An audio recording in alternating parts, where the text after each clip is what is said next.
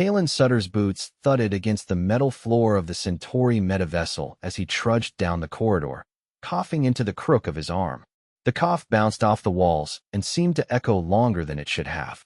"I'm fine," he muttered to himself, clearing his throat like he could will the congestion away. Just a little dry ship air. The airlock door hissed open ahead, revealing a tall, seafoam-colored alien with a bulbous head and 4 elongated arms clasped behind its back. Its eyes, large and pale, narrowed slightly. "You are exhibiting signs of respiratory instability," the alien said. "You will report to medbay immediately." Kalen leaned against the wall and waved a hand. "It's just a mild flu. Nothing a nap and some water won't fix." The alien didn't budge. "Flu? Unknown pathogen classification. You are now under quarantine protocol Q9. Follow me." "Wait, hang on," Kalen said, straightening. "I've had this a dozen times. We call it the flu. It's like a seasonal ambush. Comes and goes. I'll walk it off. You are exhibiting fever, coughing, and voice distortion. You will follow or be escorted." Kalen opened his mouth to argue again, but another cough racked his body and doubled him over. This one hurt deeper in his lungs. He winced and held his side. The alien's upper left hand tapped a comm on its wrist. "Security requested to Corridor 3 Delta. Non-compliant biological unit." "I'm not a biological unit. I'm a person," Kalen growled, still bent over. "You people need to chill." 2 more aliens arrived within seconds. Both had the same seafoam skin. The one was shorter and carried what looked like a stun wand. "Don't taste me," Kalen said, raising his hands. "All right, fine. Medbay it is." They escorted him without touching him, but the way they moved behind him made it clear he had no option. The medbay was colder than the rest of the ship and smelled faintly of something like lemon and metal. Kalen sat on the edge of a low diagnostic bed, breathing unevenly while the lead medic, the one who first stopped him, attached translucent patches to his neck, wrists, and temple. "I really don't think this is necessary," Kalen said. "I know my body. I get this every winter back home." "You are not home," the alien replied. "You are aboard a unified biosphere vessel with over 800 species present. You are a potential vector. Don't you guys have some kind of universal immunity booster or something?" Kalen asked, squinting at the diagnostic display. "We do," the medic said, "but none effective against unknown Terran pathogens. Your species maintains an alarming tolerance for self-endangerment." "Thank you." Kalen flinched as something sharp poked his arm. "Blood sample," the medic explained. "You will remain here until the pathogen is classified and transmission risk is eliminated." "How long is that going to take?" "Unknown. We have never encountered flu. Kalen groaned and leaned back on the bed. "This is ridiculous." 6 hours later, Kalen was still in the medbay, wearing a loose medical robe and hooked up to a nutrient drip. He felt worse. His head throbbed, his joints ached, and even his teeth hurt. The fever had spiked, and someone had dimmed the lights in his room because he couldn't stand brightness. The medic returned, carrying a data slate. "Status," Kalen croaked, voice nearly gone. "We have isolated the virus. Influenza type A, mutative, airborne, and highly contagious within Terran biology. Mild effects on some, severe on others. No known vaccination in our database." Kalen nodded slowly. "Told you. It's seasonal." The medic didn't respond to that. Instead, it activated a containment field around his bed. "Hey, what's that for?" "We will need to observe you under strict bioisolation. You are the only specimen we have." Kalen blinked. "Specimen? You are not under arrest," the medic said. "This is for your safety and the safety of the ship." He coughed again, and this time blood flecked his lip. He wiped it with the back of his hand, stared at it. "All right, maybe this isn't the mild version." By the next day, the fever had him hallucinating. He saw a memory of his sister making him soup when he was 10, then the face of an alien nurse with shimmering eyes that changed color every few seconds. "You are experiencing deliria," she said, scanning his chest with a glowing wand. "Your lungs are inflamed." "No kidding." He coughed hard, clutching his ribs. "Pretty sure I cracked something. We will scan for injury." The scan showed a hairline fracture in his lower right rib. The nurse paused, then called in the medic. "Physical exertion during infection has caused structural compromise," the medic said. "You will be sedated for rest." "No, don't sedate me," Kalen croaked. I hate waking up more confused than I already am. You need rest. Just let me sleep naturally, please. The medic studied him for a long moment, then nodded. Very well.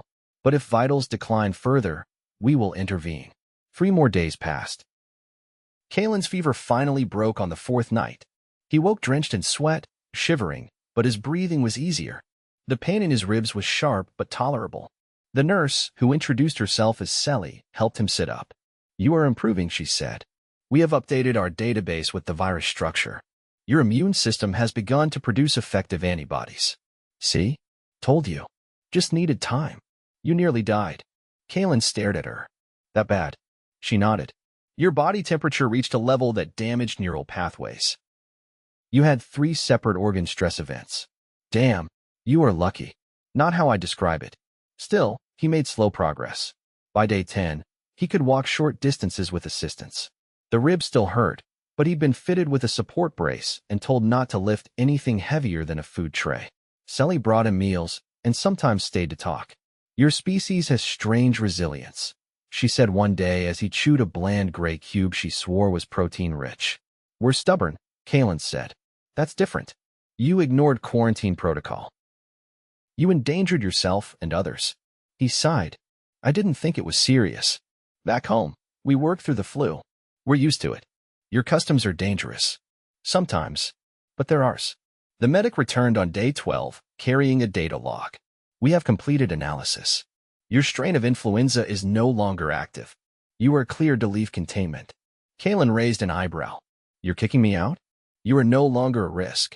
However, you are restricted to Terran quarters until further notice. Fair enough. Sally helped him dress and walk the corridor back to his cabin. The ship felt busier now, like news of his illness had spread and everyone was keeping a cautious distance. A group of green-skinned engineers gave him a wide berth near the lift. He made it to his room and collapsed onto his bunk, groaning.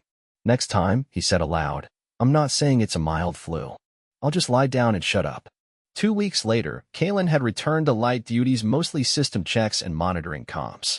His ribs still ached when he moved too fast, but otherwise, he felt normal again. The ship's AI had flagged his immune profile as volatile but adaptable, and from what he overheard, some of the alien medics had begun research into Terran viral patterns. He ran into the lead medic again near the hydroponics bay. You survived, the alien said. Thanks for the optimism. I have learned from your case. We will no longer underestimate Terran pathogens. Kalen nodded. Good. Also, maybe don't call people biological units. Kinda rude.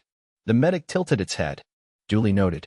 Kalen walked on, breathing in the fresh air of the hydroponics lab.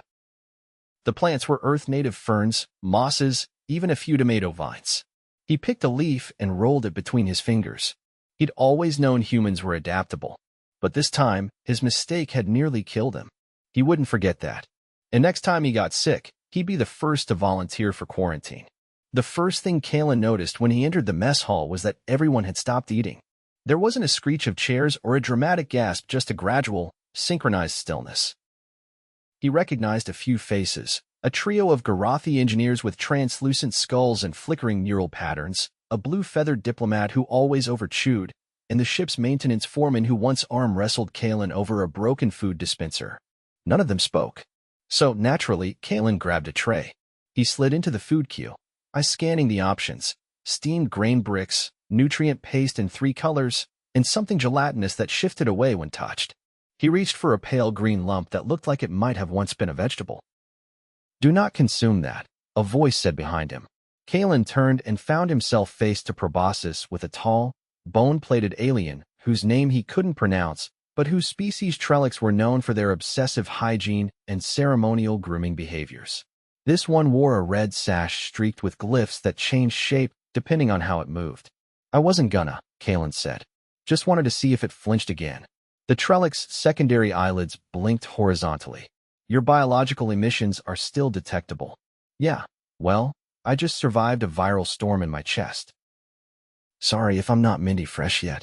The Trellic shifted back exactly 2 steps. Your resilience is noted. Your judgment is not. Kalen shrugged and picked a yellow paste blob. I'll take that as a compliment. He sat at the far end of the hall, away from the central tables. No one joined him. Even the food dispenser refused to refill his water when he asked. He had to wave a support drone over to get a cup. 2 corridors away, Sally was reviewing medical logs when a message alert flashed on the wall beside her. It was a nonverbal request, no text, no sound, just a pulse of color and a timestamp. She pressed her palm to it. A hologram of the ship's internal bio tracker flared to life. Kalen Sutter's dot blinked near the mess hall, circled by a faint amber ring. Sally called the lead medic. "He's mobile," she said. "I am aware. He hasn't been cleared for common areas. That restriction is still active." There was a pause. "Then, the captain has overridden our recommendation." Sally's throat frilled slightly in irritation. "Why?" "Public confidence. The crew must see that the human is not contagious." Sally didn't reply at first. Then she said, "That is unwise. Nevertheless, it has been made policy."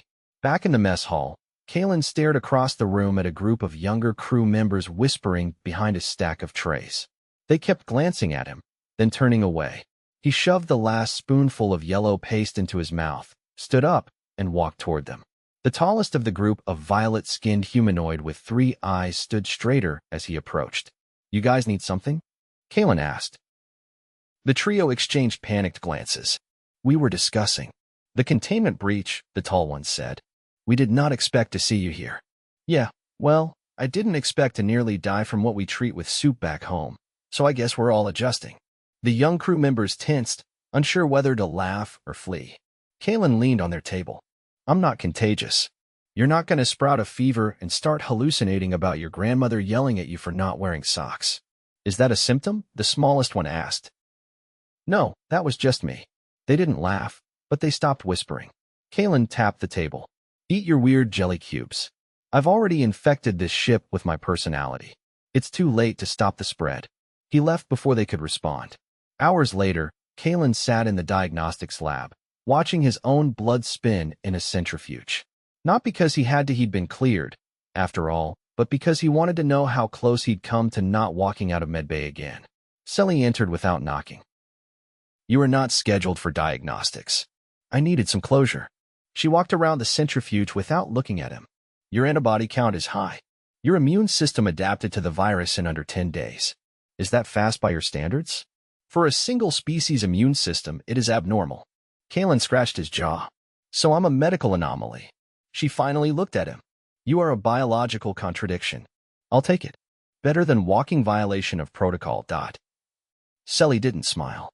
She never did, but her frills pulsed a soft blue in expression of restrained amusement. "I have a question," Kalen said. She waited. "Have you ever been sick?" "I do not become ill by your definition. My species does not carry dormant pathogens." "Must be nice." "It is standard." He nodded. "You guys ever get hurt? Like, fall off a ladder or bang your knee on a table?" "I have not." "So you've never broken a bone? Never had a fever? Never spent a week feeling like your body's trying to evict your soul?" "No." Kalen leaned back in his chair. "That explains so much." Sally tilted her head. "Explain what?" "Why you all thought I was going to explode when I coughed. You were unstable and emitting fluids. You're describing half of human childhood." Sally walked to the console and pulled up his latest scan results. "Your resilience is not reproducible. It is a product of chaotic adaptation." That's the nicest thing anyone's ever said about my DNA. Outside the diagnostics lab, the ship's intercom pinged. Everyone paused, even the machines. "Attention," the captain's voice said. "We are entering the orbital corridor of Forest Station. All personnel are to report for docking assignments. Security teams, prepare for screening protocols." That is all. Sally closed the display. "You are being reassigned," she said. "To what?" "To boarding support. You will accompany the Terran delegation." "I didn't know we had a delegation." "You are it." Kalen blinked. "I'm the only human on this ship, aren't I?" "Yes." "Great. So I get to be the face of Earth while still recovering from nearly dying." She handed him a cleaned uniform from a nearby locker. "Do not speak unless addressed." He raised an eyebrow. "I'll try, but I'm not great at that." She handed him a badge. It was blank except for a symbol he didn't recognize. "What's this?" "Diplomatic clearance." "That's a mistake. It is necessity." Later that rotation, Kalen stood on the docking bay platform, staring out at Forest Station as it grew in the viewport, a rotating ring of polished chrome and dark glass. with spindly towers extending like antennae in every direction. It looked like someone had designed a crown for a giant and then abandoned it in orbit. Behind him, the crew lined up in orderly columns. Everyone had masks. Not for infection prevention, but ceremony. Except Kalen, who had been told his face was symbolically sufficient. A short, three-legged alien with a crystalline torso approached him and clicked several times before a translator engaged. "You are the Terran? Guilty. You do not appear. Stabilized. I've been upright for 2 days. That's considered peak form." The alien's shell shifted shades.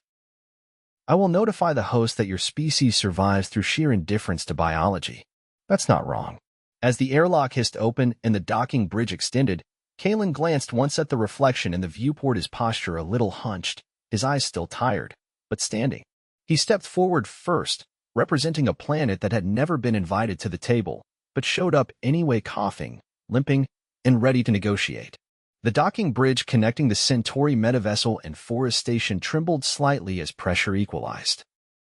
Kalen felt the vibration through the soles of his boots. He adjusted the ill-fitting diplomatic sash, some kind of shimmering mesh that clung like static, but otherwise stood as upright as his still-healing rib allowed. He was flanked by 2 station liaisons, both with elongated heads and pale mandibles, neither making any attempt at conversation. The moment they stepped into the station's atrium, the air shifted. Not just pressure or temperature, a subtle, chemical tang in the recycled oxygen, like citrus and copper. Kalen wrinkled his nose. "You altered the atmospheric balance for visitors?" he asked one of the liaisons. "No," the taller one responded without looking at him. "That is the standard station blend. Your sensory profile is overreactive." "Yeah, well, I just spent 2 weeks hallucinating about being chased by a giant thermometer. Everything's heightened." The atrium was built for spectacle. Towering columns of light pulsed in slow rhythms, casting shifting shadows across the floor. Suspended panels drifted overhead, displaying rotating images of dignitaries and trade routes. Kalen spotted Earth's flag among them, tucked near the bottom corner, small and flickering. An usher approached, a short being with waxy skin and 3 arms, all of which were holding data tablets. It gestured rapidly, and one of the liaisons translated. "You are to proceed directly to Negotiation Hall 9.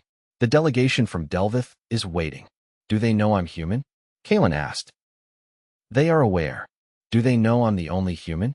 "They are aware." "Do they know I survived a respiratory virus by sheer bodily spite?" That was not included in the briefing.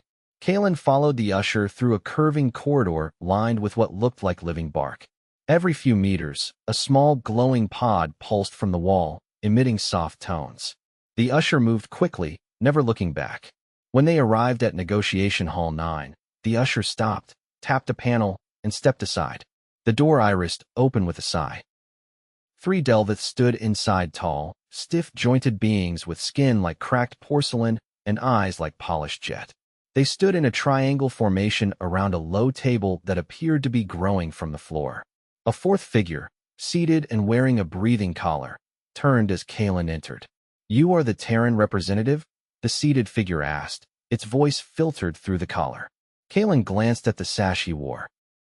"Unless someone else snuck in behind me, yeah.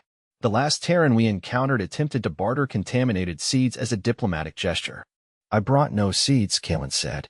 "I also recently survived a mutated virus, so I'm mostly just here to avoid stares and pretend I know what I'm doing." The Delvith standing nearest the table shifted slightly. "You are not a trained delegate." "I wanted to be a mechanic," Kalen replied. "But turns out I'm better at unintentionally destabilizing interstellar medical policy." The seated Delvith made a noise that might have been a laugh. The breathing collar whirred louder. "You are amusing," it said, "but unnecessary. This meeting concerns trade routes through Terran-claimed orbits. Your presence is ceremonial." "Great," Kalen said, easing himself into a low bench. "I'm fantastic at being ceremonial." The Delvith began discussing route permissions, using a dialect that the room's translator struggled to keep up with. Kalen let most of it wash over him. He caught fragments: magnetospheric drift, resource bottlenecks, something about plasma tolls, but nothing that demanded input from a guy who once got locked inside a janitorial bay because he mistook it for a lift. An hour passed, maybe longer. Kalen's back started to ache. He shifted, winced, and tried to stretch without groaning. The Delvith ignored him entirely. Eventually, the seated one looked in his direction again. Your physiological profile indicates lingering damage. Kalen blinked. You scan me. You are within our proximity. It is standard passive monitoring, right? Well, yeah. I cracked a rib. Fever cooked me pretty good. The room fell quiet. You suffered this from a viral exposure? Flu, Kalen said. Just the regular kind. Happens every year back home. Mutates like a gambler with a grudge. You survived without reconstructive intervention? Yup. The seated Delvith studied him. Terrans are evolutionarily inefficient. Yet you persist. We're good at that. The Delvith stood slowly, adjusting its collar. This meeting is concluded. We will forward the finalized routing maps to your command. Kalen stood too fast. His ribs protested, and he steadied himself on the bench. You were dismissed, one of the standing Delvith said. I was never appointed, Kalen muttered, but nodded and exited. Back in the corridor, the usher reappeared, this time holding a single tablet. It gestured for him to follow. They walked in silence until reaching a small chamber that looked like a cross between a lounge and an observatory. The ceiling was clear, showing the station's slow rotation against a backdrop of stars. A few other species were scattered throughout, sipping from various containers or communing through touch. Kalen slumped into a sunken seat. The usher placed the tablet on a nearby ledge and walked away without a word. Kalen picked it up. It displayed a single message: remain in this area until retrieval. Do not engage in further diplomacy. He sighed. Can't blame them. A short while later, someone entered the lounge and crossed directly to him. It was Selly, dressed not in medical scrubs but a formal variant of her uniform, with a thin band of silver running along the collar. You survived your first summit, she said. Barely. One of them called me inefficient. Accurate. Thanks. She sat across from him, her posture relaxed. Your presence caused less disruption than anticipated. I'm setting new low bars every day. Selly tapped the tablet he'd set down. You were instructed not to engage further. I didn't. I just sat here and contemplated the dumb luck of my immune system. She studied him. You were recovering slower than projected. That's what happens when your body's been through a blender. I'm tired, I ache, and I think my spleen still hates me. You will not be assigned further field responsibilities. I figured. There was a long pause. Then she asked, why didn't you tell us how severe it was when it began? Kalen rubbed his eyes. Back home, you don't go to the doctor unless something's falling off. We're used to powering through. If I ran to medbay every time I coughed, I'd never get anything done. I didn't think it would be a big deal. It nearly killed you. Yeah.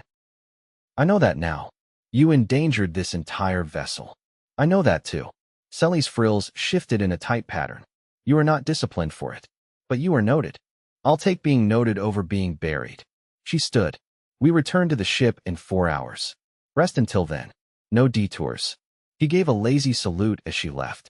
Later, aboard the Centauri medivessel, Kalen stood in the medical wing not as a patient, but as a subject of analysis. A group of alien researchers was reviewing his immune response logs, occasionally glancing at him like he might spontaneously combust. One of them, a thin-limbed being with skin like molten glass, spoke without looking up. Your antibody production exceeded natural expectations.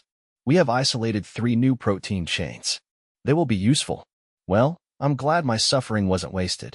You were resilient, but chaotic. That's the human condition. You are no longer under observation. Kalen turned to leave, then paused. If anyone else gets the flu from me, you'll know what to do now. We will sterilize the corridor. Or, give them fluids and let them sleep. He left before they could respond. By the next cycle, Kalen was back in his quarters, watching a loop of Earth's weather patterns on his monitor. A storm was crawling across the Atlantic. He missed the smell of rain. A soft chime signaled a message. He opened it. It was from Selly. 3 words. Next time report immediately. He replied with one. Understood. Then he leaned back, exhaled slowly, and let the silence settle. He wasn't a diplomat, or a hero, or even a particularly good patient. But he was still standing. And sometimes that was enough.